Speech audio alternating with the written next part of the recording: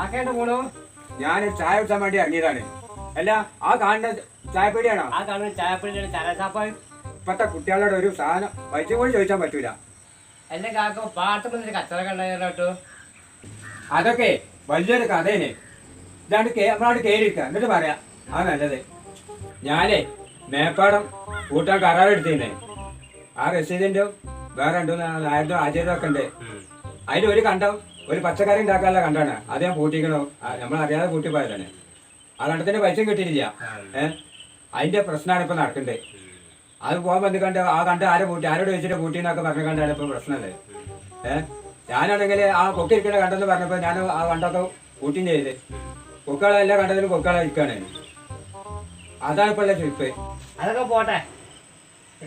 മെതിവിട്ട കല്യാണം ഉണ്ടായിരുന്നോ? ആ എനിക്കുണ്ടായിരുന്നല്ല ആ കല്യാണം.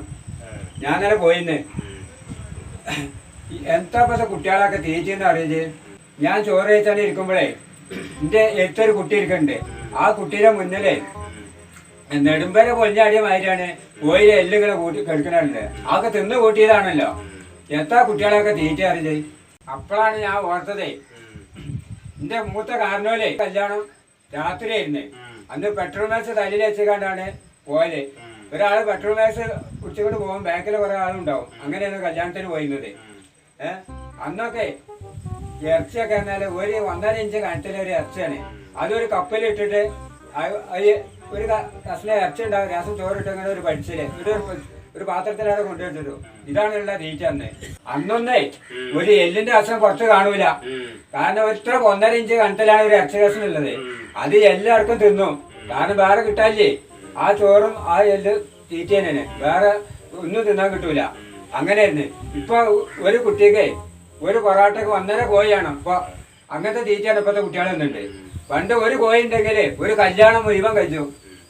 ഒരു തുള്ളി ചാറ് കൊടുത്തുകൊണ്ടാണ് അന്നത്തെ കല്യാണം നടക്കുന്നത്. ഇന്ന് ഒരാൾക്ക് ഒരു കോഴിയാണ്. അന്ന് ഒരു കോഴി ഉണ്ടെങ്കിൽ ഒരു കല്യാണം മുഴുവൻ കഴിച്ചു. അങ്ങനത്തെ ഒരു കാലം ഉണ്ടായിരുന്നു. അത് ഞാൻ തന്നെയാണ്. എന്റെ മേപ്പാടം പൂട്ടിയോ?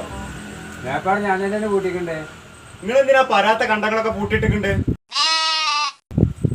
അപ്പൊ നിങ്ങൾക്ക് ഇത് തീരെ വെളിവില്ല. നിങ്ങൾക്ക് ഇത് ഡീസലിന് ചെലവൊന്നുമില്ല. ഈ പരിപാടി പരിപാടി ചെയ്യരുതിട്ടാ.